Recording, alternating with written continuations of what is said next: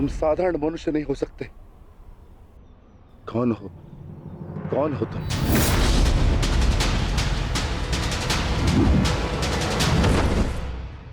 कहा था ना, अपना परिचय देना भूल जाओगे। अब सुनो मेरा परिचय। मैं हूं बर्बरीक, घटोत्कच पुत्र बर्बरीक।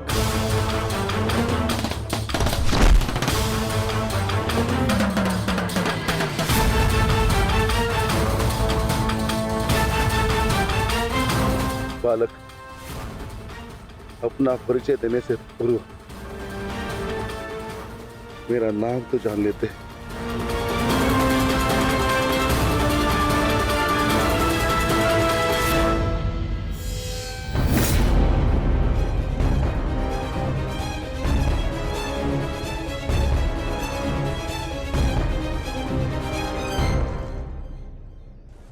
क्षमा चाहता हूं माता, परंतु एक बात जानना चाहता हूं। ऐसा क्या है उस कर्ण में जो वो कर सकता है और वही सब उससे अधिक कुशलता से मैं कर सकता हूं? अवश्य पार्थ, अवश्य तुम कर सकते हो, परंतु कर सकने में और कर लेने में बड़ा अंतर होता है पार्थ। अर्थात?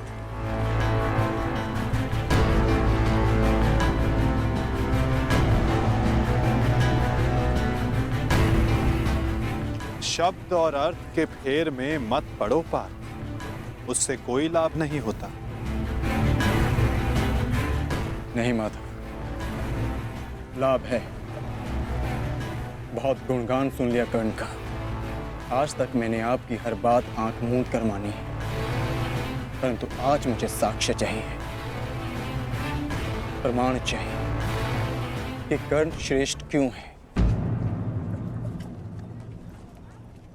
तुम्हें पूर्ण विश्वास है पार्थ कि तुम प्रमाण पाना चाहते हो? हाँ माता। ठीक है अर्जुन, मैं तुम्हें सिद्ध करके दिखाता हूं।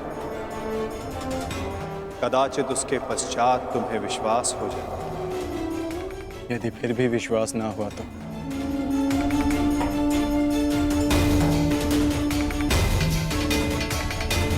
मैं वचन देता हूं पार्थ, कर्ण की प्रशंसा तो दूर, तुम्हारे समक्ष उसका नाम तक नहीं लूंगा।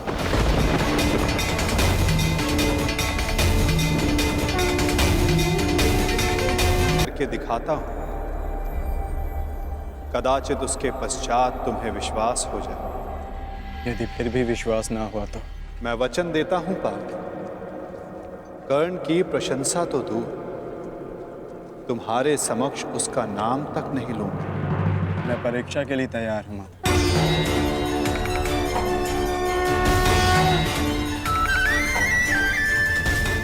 उन दो पर्वतों को देख सकते हो पार्थ?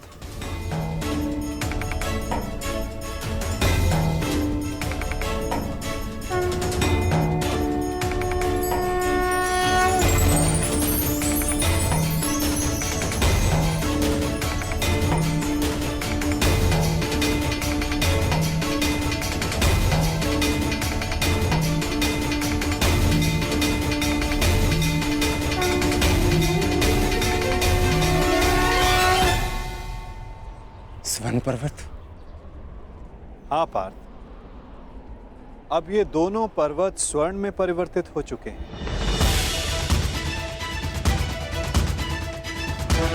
अति सुंदर।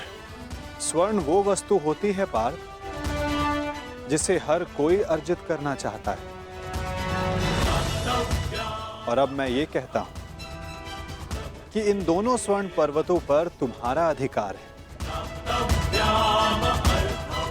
और मैं ये चाहता हूं कि इन दोनों स्वर्ण पर्वतों को समान मात्रा में बांटकर इन ग्राम वासियों में दान कर दो। परंतु पार्थ, एक बात का स्मरण रखना, इन पर्वतों का सारा स्वर्ण दान करना होगा। स्वीकार है तुम्हें?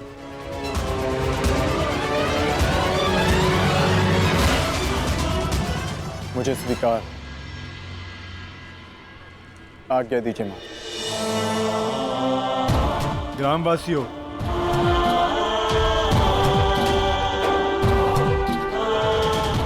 मैं पांडु पुत्र अर्जुन ये घोषणा करता हूं,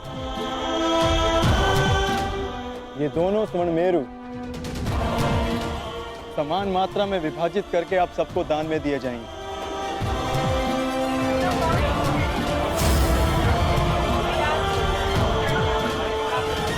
इसलिए आप एक पंक्ति में खड़े हो जाएं और अपना अपना भाग लेकर आगे जाएं और विश्वास रखिए सबको समान मात्रा में स्वर्ण मिलेगा। पांडु पुत्र अर्जुन के, पांडु पुत्र अर्जुन के, पांडु पुत्र अर्जुन के, पांडु पुत्र अर्जुन के।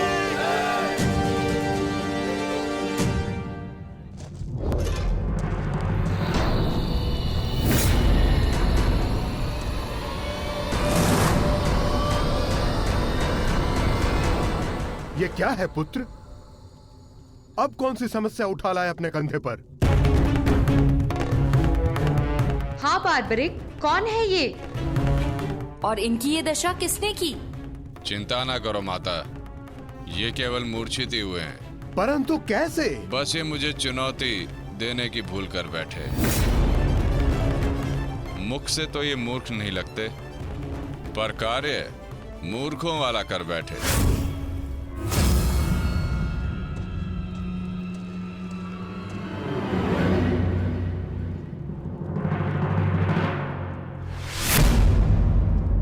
पिताश्री, पिताश्री, पिताश्री, पिताश्री, पिताश्री, मारवी पानी लेके आओ। क्या हुआ पिताश्री? क्या हुआ? ये क्या अनर्थ कर डाला तुमने? तुम्हें पता भी है ये कौन है? ये पिताश्री है मेरे, तुम्हारे पितामह मध्य पांडव महाबली भीम है ये, जिनका सम्मान करना चाहिए उन पर प्रहार कर उनको अपमानित कर दिया। लज्जा आती है मुझे कि तुम मेरे पुत्र हो। हाँ, जो तुमने किया वो मूर्खता नहीं पाप है।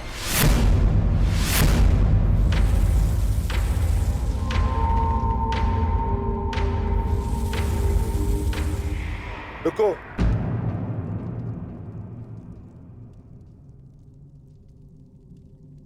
पिताश्री, मैं अपने मूर्ख पुत्र की ओर से क्षमा मांगता हूं। क्या ये मेरा पौत्र है? प्राणिपात पितामह, अपनी उद्दंडता पर मैं लज्जित हूं।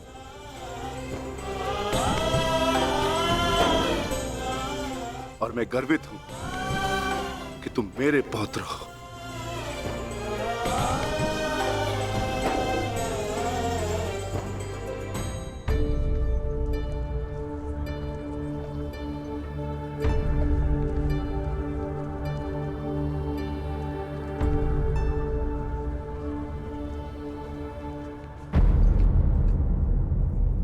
जिस भीम को जरासंध भी परास्त नहीं कर पाया, उसे धूल चटाकर बार्बरिक ने यह सिद्ध कर दिया वो कुशल योद्धा है। मैं बहुत प्रसन्न हूं ये जानकर कि तुम्हारी धमनियों में मेरा रक्त बह रहा है। जीते रहो पुत्र। आज बहुत समय के पश्चात तुमसे द्वंद्व करके मुझे बहुत आनंद आ गया। परंतु पिताश्री, आपके यहां आने का प्रयोजन क्या था? प्रयोजन है पुत्र, और वो प्रयोजन तुम्हें और बार्बरिक को सिद्ध करना होगा। आदेश दीजिए पिताश्री।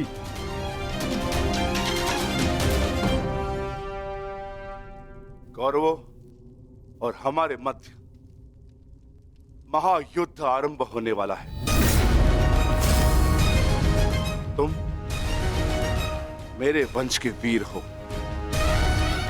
हमारे पक्ष को शक्तिशाली बनाने के लिए मुझे इस महायुद्ध में मेरे परिवार की आवश्यकता है। मुझे मेरे कुशल और बलवान पुत्र और पौत्र की आवश्यकता है। क्या तुम मेरा साथ दोगे? हम आपके आदेश के अनुपालन के लिए प्रस्तुत हैं पितामह। इस युद्ध में आपके लिए प्राण देना हमारे लिए गर्व की बात होगी। मेरा परिवार मेरे साथ है, तो इस महायुद्ध में हमारी विजय निश्चित है।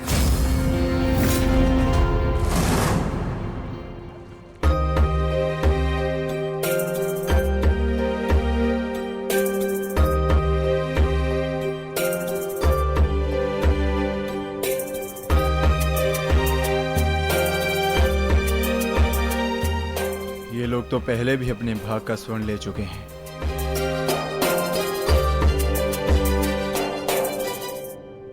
ये लीजिए माते। पुत्र, ये युद्ध संसार के इतिहास का सबसे भीषण युद्ध है। क्या तुम्हें भय नहीं लग रहा? माते, क्या आपको अपने पुत्र पर विश्वास नहीं है? मैं एक योद्धा हूँ और मेरा जन्म एक दैत्य परिवार में हुआ है। युद्ध से भयभीत होना न एक योद्धा का धर्म है और न ही दैत्य का गुण। आपके पुत्र का कौशल युद्ध में निसंदेह महत्वपूर्ण साबित होगा। मैं नहीं जानता कि कौन उचित है और कौन अनुचित, कौन दोषी और कौन पीड़ित। मैं युद्ध लड़ूंगा तो केवल न्याय के लिए। अपने रण कौशल, प्रतिभा और साहस से सबको आश्चर्यचकित कर देगा आपका पुत्र। मुझे तुम पर गर्व है पुत्र। मैंने स्वयं को वचन दिया है माते कि युद्ध में मैं निर्बल पक्ष की ओर से ही लड़ूंगा। चलें पुत्र। अवश्य पिताश्री।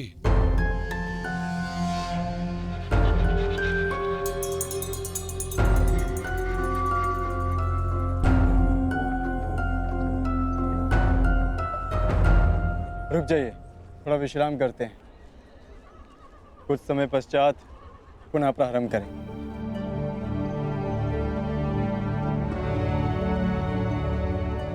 क्षमा चाहता हूँ माधव, परंतु मैं ये जानना चाहता हूँ कि आपकी ये परीक्षा कब समाप्त होगी।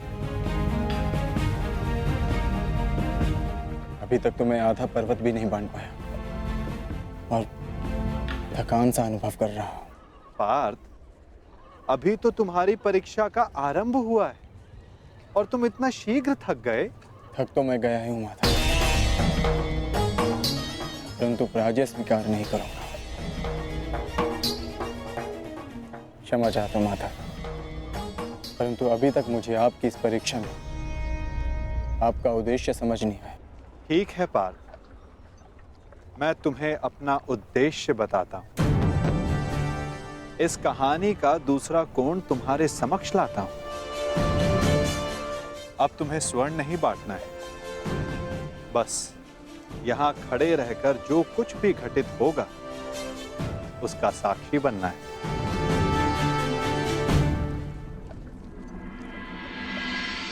दिव्य दृष्टि से, बाण शक्ति से जीते ये सारा रण। शांत चित्त धरे, आत्मबल भरे, जीते हर बाधा गण। सूर्य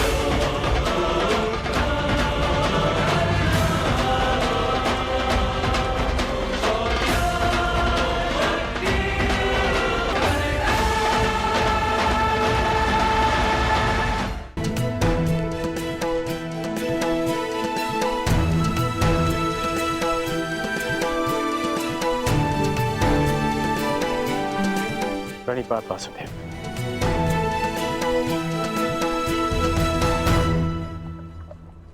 आदेश कीजिए कि कैसे आपने मुझे स्मरण किया।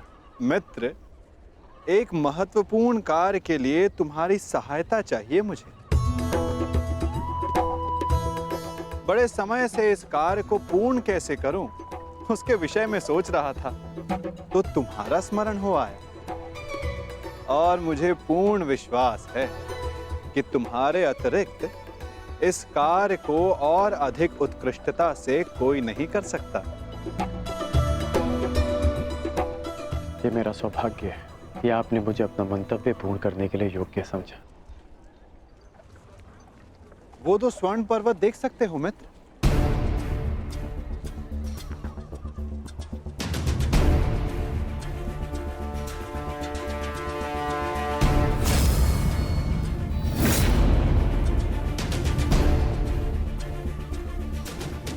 अब इन स्वर्ण पर्वतों पर तुम्हारा अधिकार है और मैं चाहता हूं कि इन स्वर्ण पर्वतों को तुम समान मात्रा में बांटकर इन ग्राम वासियों में दान कर दो। परंतु एक बात का स्मरण रखना मित्र, इन दोनों स्वर्ण पर्वतों का सारा स्वर्ण दान करना होगा। जो आदेश वासुदेव।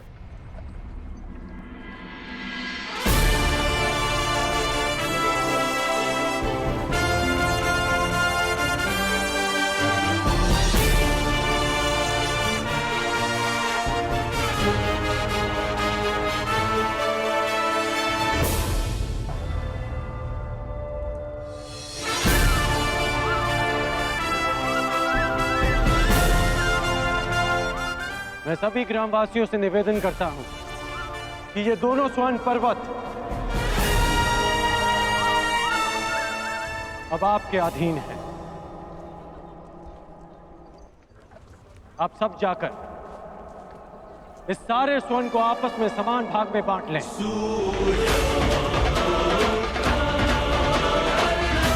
जाइए।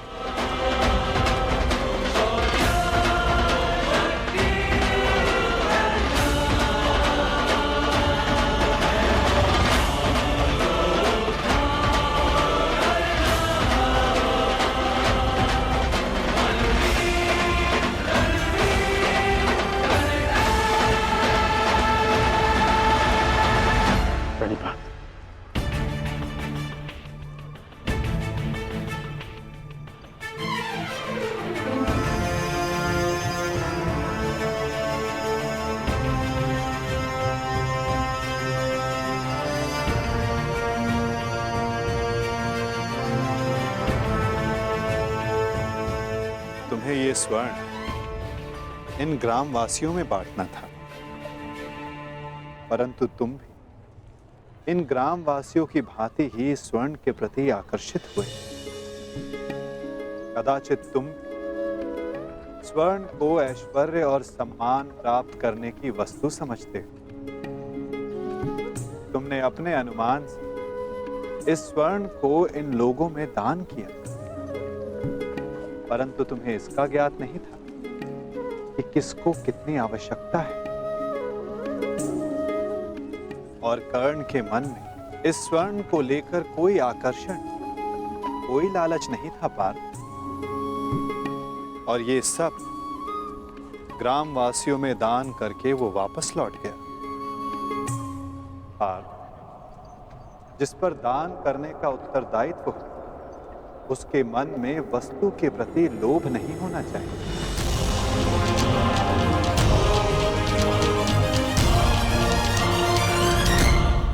में ये इच्छा कि तुम्हारा न्याय पूर्वक ये स्वर्ण दान करने के लिए ये लोग तुम्हारी प्रशंसा करें। और कर्ण के मन केवल कर्म करने की इच्छा थी पार्थ, फल पाने की नहीं। ये वितरांग गुण, ये विरक्ति मनुष्य का लक्ष्य पाने, उसका दान करने के संकल्प को दर्शाता है। एक समय था पार्थ कि तुम केवल चिड़िया की आंख को देखते थे, परंतु आज तुमने केवल चिड़िया की आंख को नहीं, पूरी चिड़िया को देखा। उसकी चाह पूर्ण करने की राह को देखा। और यही अंतर है तुम में और कर्ण में पार्थ। वही अंतर जो एक सामान्य मनुष्य और विशेष मनुष्य में होता है। मैं आपका तात्पर्य समझ गया माता, और ये भी समझ गया कि आपके हृदय में कर्ण का स्थान मेरे स्थान से ऊपर क्यों है। नहीं पार्थ, ऐसा नहीं है। तुम भी मेरे लिए अत्यधिक प्रिय हो, परंतु जैसा कि मैंने पहले भी कहा, जितना प्रेम, जितना सम्मान मेरे हृदय में कर्ण के लिए, उतना ही प्रेम, उतना ही सम्मान तुम्हारे लिए भी मेरे हृदय में है पार्थ। परंतु कर्ण के प्रति मैं तुम्हारा दृष्टिकोण बदलना चाहता हूं। जिस प्रकार, जिस दृष्टि से मैं कर्ण को देखता हूं, उसी दृष्टि से तुम्हें भी दिखलाना चाहता हूं पार्थ। मैं तुम्हें केवल ये बताना चाहता था पार्थ कि क्यों कर्ण को दानवीर कर्ण के नाम से जाना जाता है। मैं समझ गया माता। आप धन्य हैं।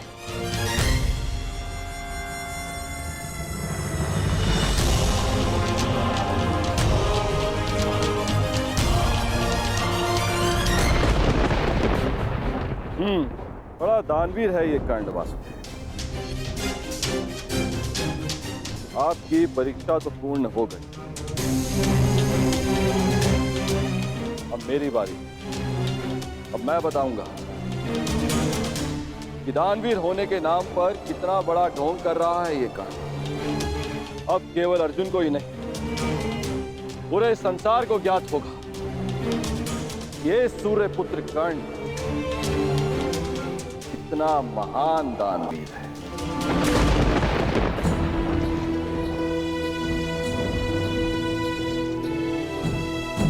मित्र, तुम्हारी परीक्षा अभी पूर्ण नहीं हुई है। तुम्हारी इस दानवीरता की सबसे विकट परीक्षा अभी शेष है मित्र। और उस परीक्षा में सफल होने के लिए तुम्हें बहुत बड़ा मूल्य चुकाना होगा। तुम्हारी उस परीक्षा के समक्ष मेरी ये परीक्षा मानो बालकों का खेल सिद्ध होगी मित्र। सावधान रहना। आप जानते नहीं कि आज मैं कितना प्रसन्न हूं कि आपको मेरी चिंता है, कि मैं आपके मन में बसता हूं। अब मुझे और कुछ नहीं चाहिए। अब यदि मैं अपने प्राणों को भी दान में दे दूं, तब भी सदा मैं धनी रहूंगा।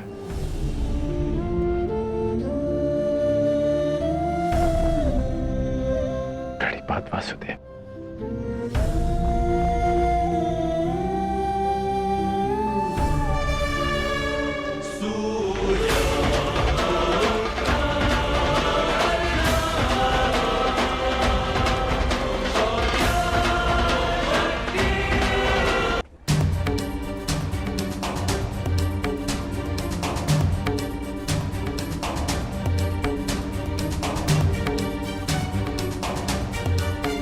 क्या हुआ माधव?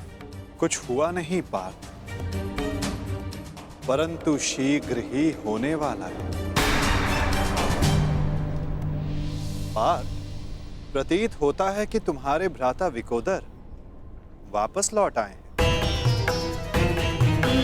जाओ, जाकर अपने अग्रज का स्वागत करो। जाओ पार्थ।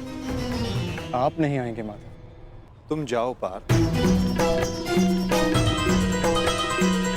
मैं कुछ समय पश्चात आता हूं।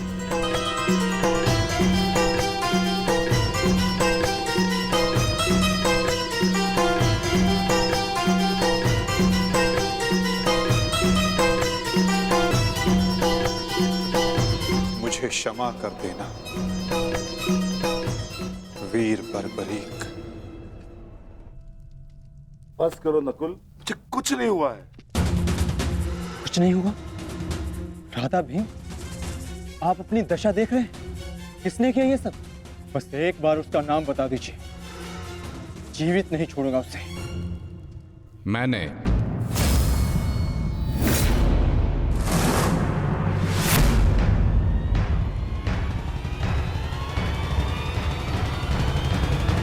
कौन हो तुम दुस्साहसी? आपका पौत्र पितामह।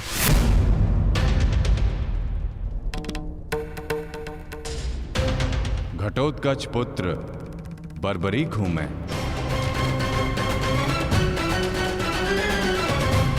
इसकी मार से जो चिन्ह मेरे शरीर पर पड़े हैं, इसका अर्थ तुम समझते हो अर्जुन? इसका अर्थ है कौरवों पर हमारी विजय तो निश्चित है अनुज।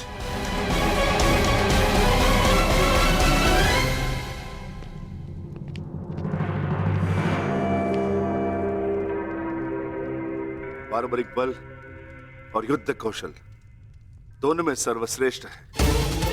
इस महायुद्ध में इसका सामना कोई नहीं कर पाएगा और मुझे विश्वास है कि बार्बरिक अकेला ही इस महायुद्ध को समाप्त करने में सक्षम है।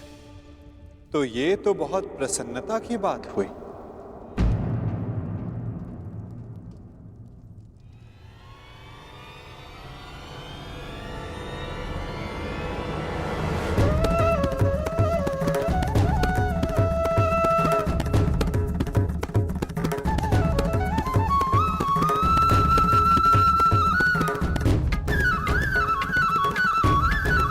वासुदेव,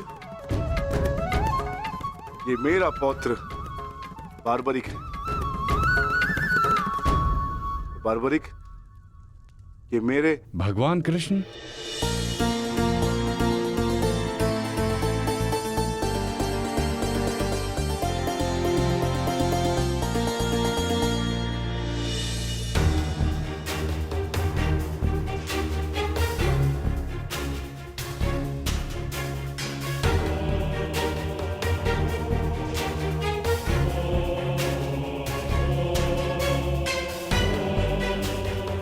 बचपन से आपकी कथाएं सुनकर ही बड़ा हुआ हूं प्रभु।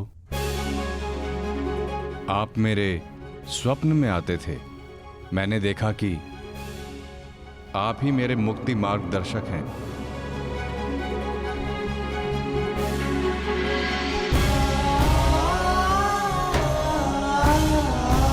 आप ही मुझे मेरे परम लक्ष्य तक पहुंचाएंगे ना प्रभु?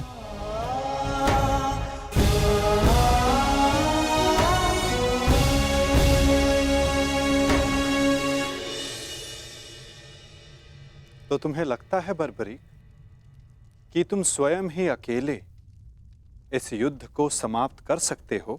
आप आदेश दें तो। और ऐसा करने के लिए तुम्हें कितना समय चाहिए बर्बरिक? आप सब बताएं कि आपके अनुमान से कितना समय लगना चाहिए? जो भीम ने बताया उसके अनुसार 1 माह, 1 पखवाड़े में भी हो सकता है। 2 दिन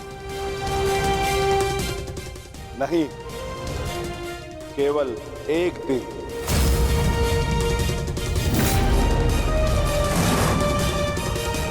बताओ बार्बरिक, सही उत्तर क्या है? किसी का नहीं काकाश्री।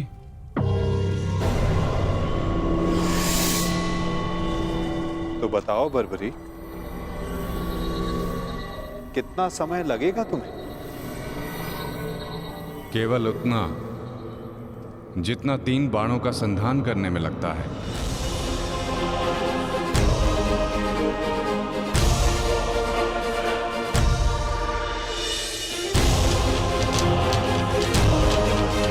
इन 3 बाणों की सहायता से मैं इस युद्ध को 3 पल में समाप्त कर सकता हूं।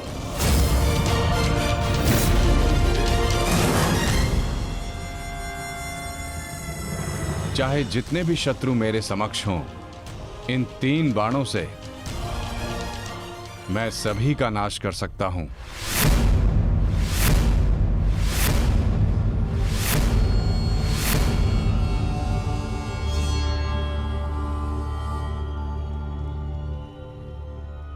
मैं केवल कथनी पर विश्वास नहीं करता बर्बरिक, मुझे करनी का प्रमाण चाहिए। दे सकते हो?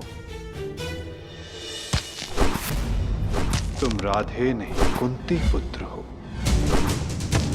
स्वयं सूर्य नारायण के अंश हो तुमका। जब तुम्हारा जन्म हुआ मैं अविवाहित थी पुत्र, क्या करती मैं? मुझे तुम्हें त्यागना पड़ा। क्रोध, अशांति, पीड़ा ध्यान केंद्र में सबसे बड़ी बाधा है। अपने क्रोध को, अपनी अशांति को, अपनी पीड़ा को शस्त्र बनाकर इसका उपयोग करो। कर्ण, उपयोग करो।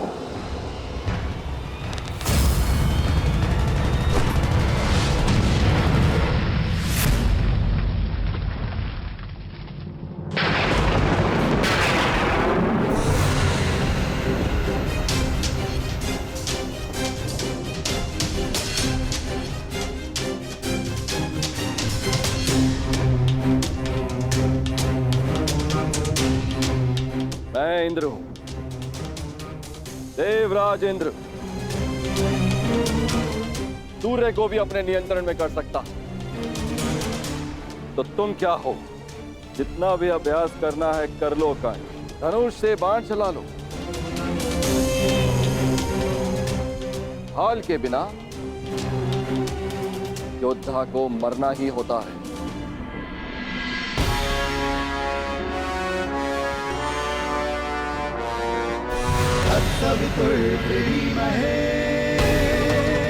ये आपकी भूल है इंद्रदेव। यदि आप अपने पुत्र का प्रहार बन सकते हैं तो मैं भी अपने पुत्र की ढाल बन सकता हूं। मेरे मार्ग में बाधा मत बनिए सूर्यदेव। जितना प्रयास करना है कर लीजिए, परंतु इस दानवीर कर्ण को कोई नहीं बचा सकता। आप करना क्या चाहते हैं इंद्रदेव? वही जो मैं सदा से करता आया हूं, अपने शत्रु की दुर्बलता से लाभ उठाना।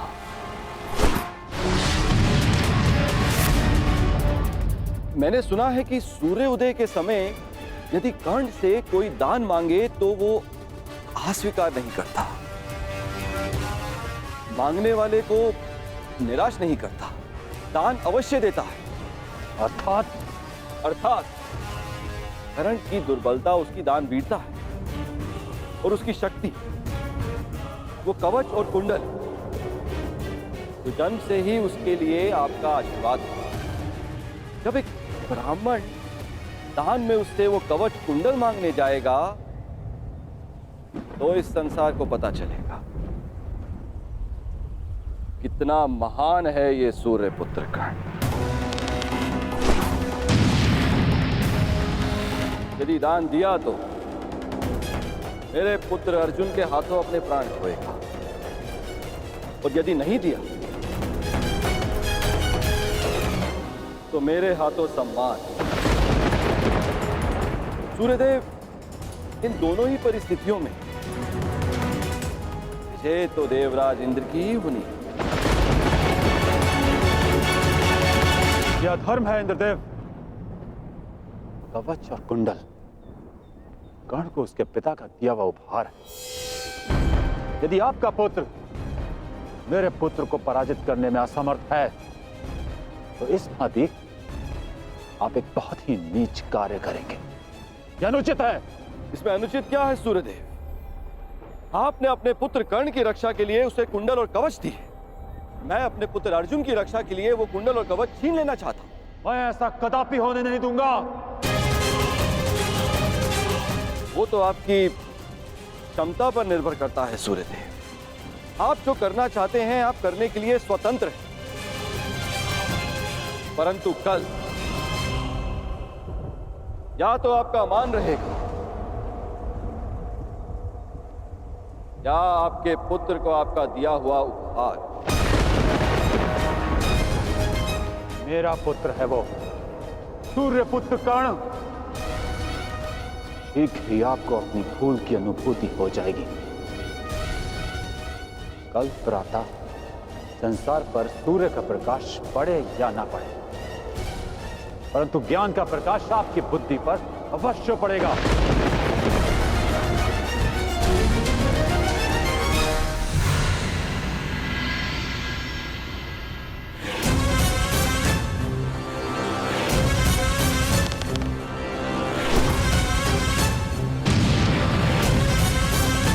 किसी कर्ण ने कहा था यह युद्ध एक यज्ञ है, और यज्ञ को सफल बनाने के लिए त्याग और दान करना होता है सूर्यदेव। तुम्हारे इस पुत्र कर्ण को अपने प्राणों का बलिदान देना होगा।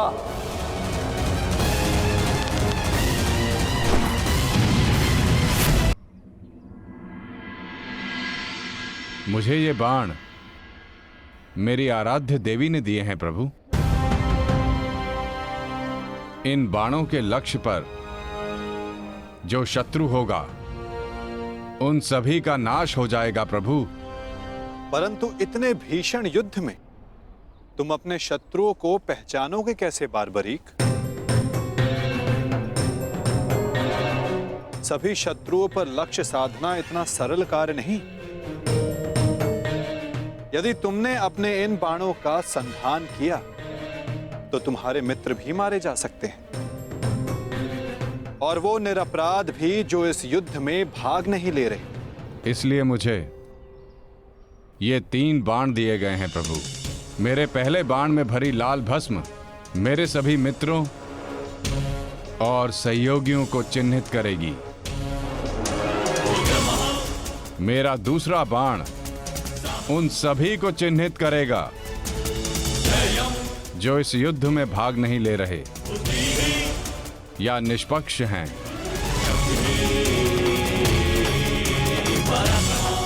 और ये तीसरा बाण एक क्षण में उन सभी का अंत कर देगा जिन्हें मैंने चिन्हित नहीं किया, अर्थात मेरे शत्रुओं का नाश। असंभव, मैं नहीं स्वीकारता। प्रत्यक्ष को प्रमाण की आवश्यकता नहीं है माधव। मैं यहां हूं, आप यहां हैं, और मेरे बाण भी। आप चाहें तो मेरा परीक्षण यहीं ले सकते हैं, बस लक्ष्य बताएं। तो ठीक है बारबरीक, लक्ष्य भी तुम्हारे समक्ष प्रस्तुत है। इस वृक्ष को देख रहे हो? इस वृक्ष के सभी सूखे पत्तों को अपना लक्ष्य बनाओ। परंतु स्मरण रखना बारबरीक, इस वृक्ष का कोई भी हरा पत्ता या कोई भी अध सूखे पत्ते का लक्ष्य भेदन नहीं होना चाहिए। स्वीकार है? आदेश का पालन होगा।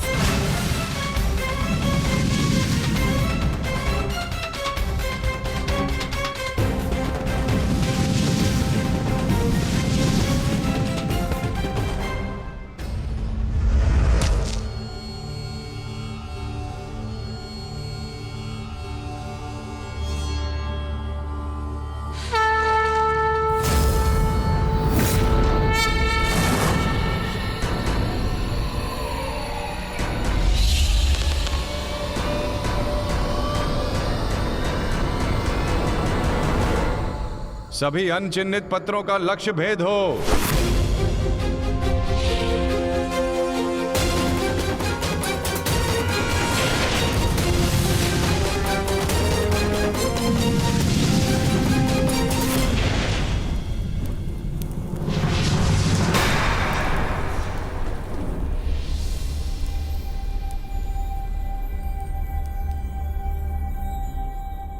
प्रतीत होता है कि कोई सूखा पत्ता शेष रह गया है बारबरीक। तुम असफल हुए। न मैं असफल हुआ हूं और ना मेरा तीर कोई लक्ष्य छोड़ेगा।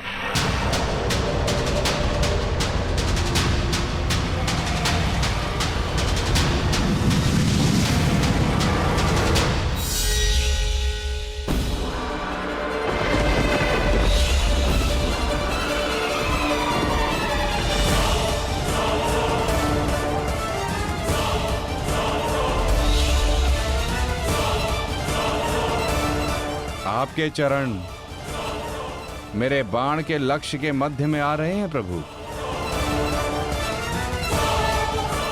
आपसे निवेदन है कि आप अपने चरण हटाइए प्रभु, अन्यथा यह आपके चरण को भेद देगा। तो क्या ये बाण अपना लक्ष्य भेदने के लिए मेरे पांव पर आघात कर सकता है? जी प्रभु, शीघ्र अपने चरण हटाइए।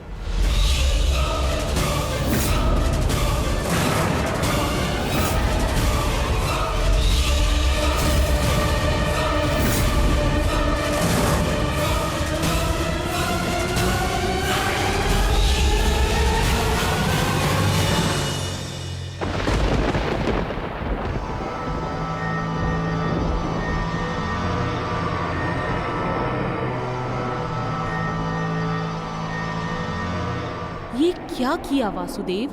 मेरा वरदान था कि ये बाण कभी लक्ष्य चूकेंगे नहीं। मैं वासुदेव आपके वरदान का मान अवश्य रखूंगा।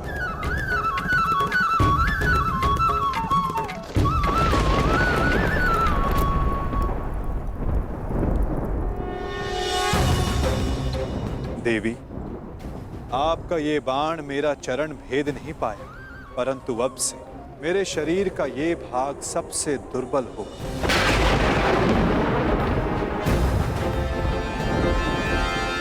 और अब कोई भी बाण मेरे इस स्मरण स्थल को भेद पाएगा। ये मेरा वचन है देवी, और यही मेरे इस देह को त्यागने का कारण बनेगा।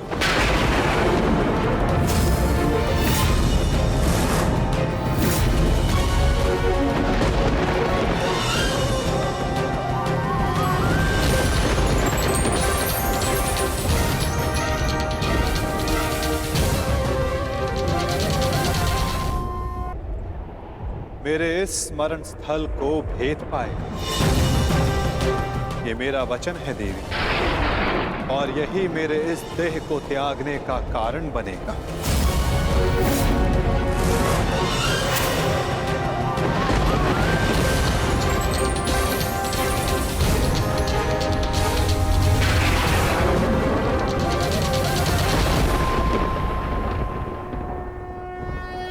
परंतु क्यों माता? आपने उस पत्ते पर पांव क्यों रखा? ऐसी क्या आवश्यकता थी आपको? मैंने जो किया उसकी आवश्यकता थी पार्थ, और अब जो मैं करने जा रहा हूं उसकी भी आवश्यकता है। परंतु मैं ऐसा करना नहीं चाहता था पार्थ। ये सत्य है कि बारबरीक के ये 3 बाण अमोघ हैं। ये हमारे लिए शुभ समाचार है ना माधव? हाँ, परंतु धर्म के लिए ये सबसे अशुभ समाचार है विकोदर।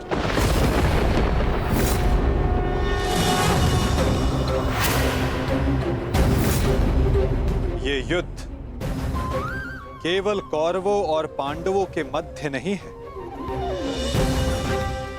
ये युद्ध धर्म और अधर्म के मध्य है। ये युद्ध पाप और प्रतिज्ञा के मध्य है। ये युद्ध श्राप और श्रापितों के मध्य है। और अब ये 3 बाण और इन बाणों का धारक बारबरीक हमारे लिए सबसे बड़ी समस्या बन चुका है।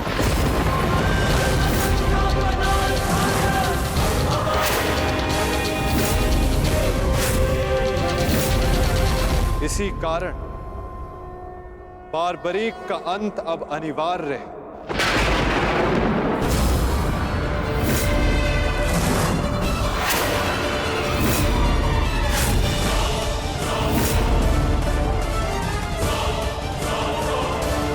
इसका वध अब अटल है।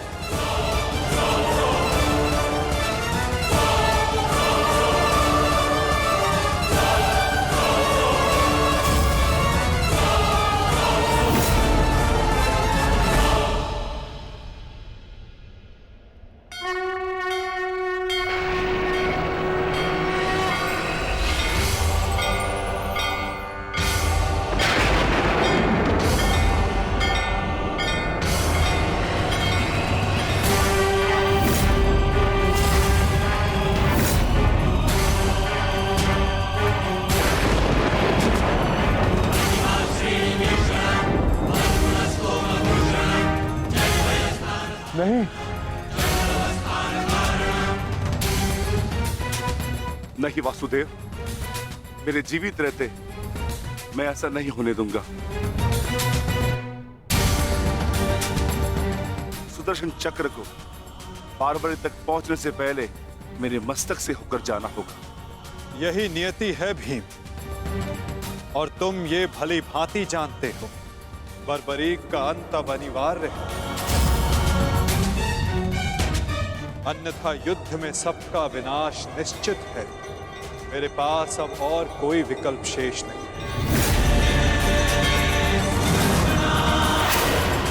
मुझे बारबरीक का अंत करना ही होगा।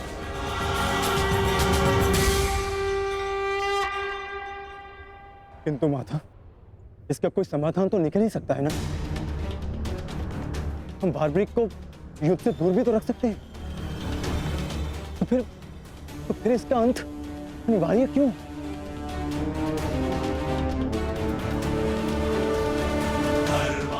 मैं अपने पुत्र को इसी क्षण जाने का आदेश दे दूंगा। मेरी आपसे विनती है प्रभु, मेरे पुत्र को उस कर्म का दंड मत दीजिए जो उसने अभी तक किया ही नहीं। मेरे पुत्र पर सुदर्शन चक्र का प्रयोग ना करें वासुदेव, मेरी विनती है आपसे।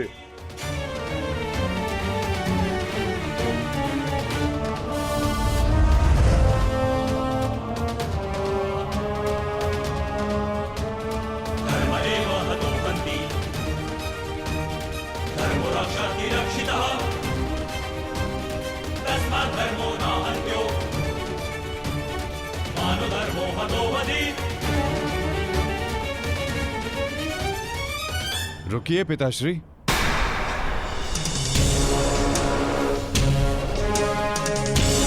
मैं यहां खाली हाथ लौटने नहीं आया था पिताश्री, मुझे इस युद्ध में भाग लेना ही है। मौन रहो तुम, तुम्हें अनुमान भी है तुम क्या बोल रहे हो?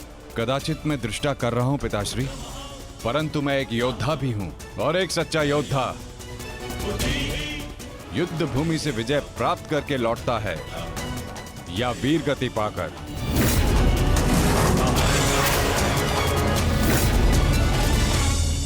क्षमा कीजिएगा वासुदेव, परंतु युद्ध में बारबरीक के भाग लेने से हमें क्या हानि होगी? बारबरीक हमारे पक्ष से युद्ध करेगा, हानि तो केवल कौरवों को होगी वासुदेव।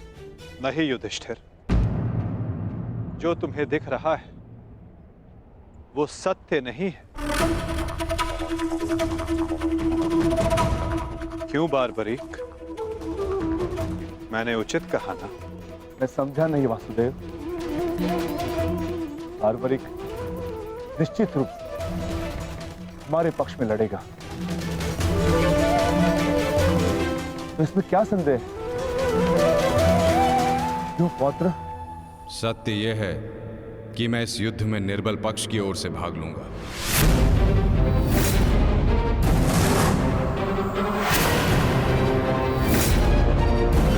माता के समक्ष स्वयं को वचन दिया है मैंने। परंतु समस्या क्या है वासुदेव? ये तो स्पष्ट है कि हम पांडवों के पास 7 अक्षणीय सेना है और कौरव के पक्ष में 11 अक्षणीय सेना। कौरव के पक्ष में पितामह भीष्म और गुरु द्रोणाचार्य भी है। शक्ति गणना के अनुसार कौरव का पलड़ा हमसे अधिक भारी है, इसलिए बार्बरिक हमारे ही पक्ष में युद्ध लड़ेगा। विनाश तो होगा प्रभु, परंतु केवल कौरवों का। मैं आपको वचन देता हूं, मेरे परिवार को हानि पहुंचने से पूर्व मैं अपना शीर्ष आपके चरणों में रख दूंगा। तुम सत्य नहीं देख पा रहे हो वीर। तुम जानना चाहते हो बार्बरी, यदि तुमने इस युद्ध में भाग लिया तो क्या होगा?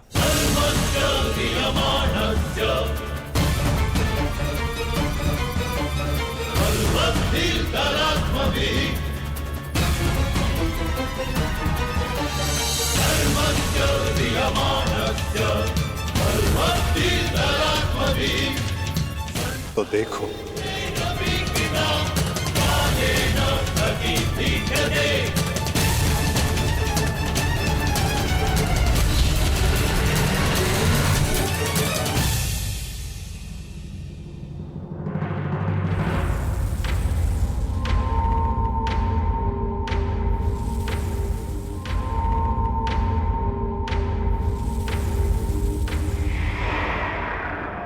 तुम्हारा स्वयं को दिया गया वचन इस युद्ध को किसी भी दिशा में जाने नहीं देगा बार्बरी।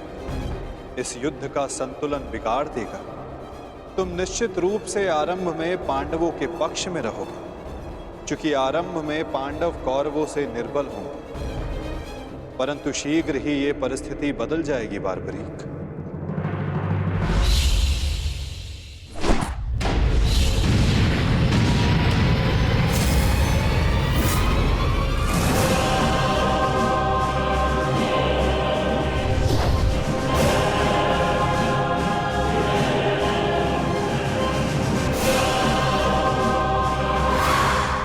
जब कौरवों का विनाश प्रारंभ होगा तो शीघ्र ही पांडवों का पलड़ा कौरवों से अधिक भारी हो जाएगा और तुम अपने वचन के कारण संतुलन बनाए रखने के लिए अपना पक्ष छोड़कर कौरवों के पक्ष में चले जाओगे और उसके पश्चात तुम पांडवों पर प्रहार करने लगोगे। और इसी कारण इस युद्ध का संतुलन बिगड़ जाएगा।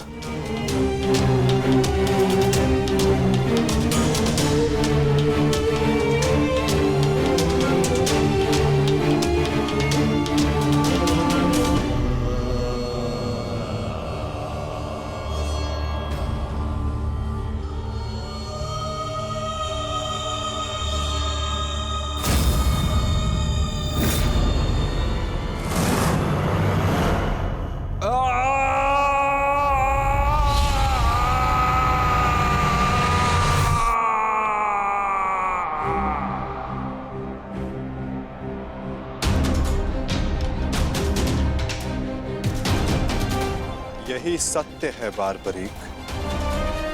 यदि तुम इस युद्ध में हुए तो यही होगा।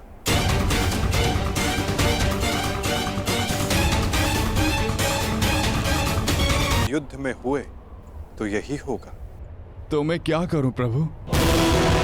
संसार का हर योद्धा अपना युद्ध चुनता है, क्या मुझे ये युद्ध चुनने का अधिकार नहीं? योद्धा कभी अपना युद्ध नहीं चुनता बार्बरीक, युद्ध अपना योद्धा चुनता है।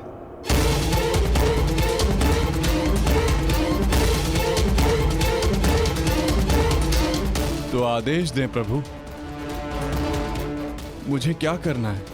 ये युद्ध एक यज्ञ है बारबरीक, और तुम्हें त्याग और बलिदान देना होगा, स्वयं के प्राणों का दान।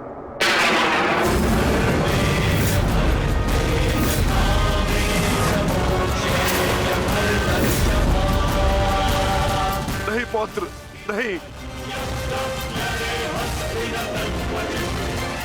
नहीं माता, आप ही कहते हैं ना प्रभु कि प्रत्येक मनुष्य के जीवन का कोई ना कोई लक्ष्य होता है। मेरी बस एक ही इच्छा थी कि मैं भी इस युद्ध में भाग लूं। मैं भी इस युद्ध को देखना चाहता था, इसका साक्षी बनना चाहता था। भगवान श्याम को अपना धर्म निभाते देखना चाहता था। क्या मेरी ये इच्छा अधूरी रह जाएगी? मैं वचन देता हूं बारबरी, इस युद्ध का साक्षी बनने की तुम्हारी इच्छा मैं अवश्य पूर्ण करूंगा। यदि इस युद्ध में तुम मेरी सहायता करना चाहते हो बारबरिक, तो तुम्हें स्वयं को इस युद्ध से विरक्त करना होगा, और इसका केवल एक ही मार्ग है जो तुम भली भांति जानते हो।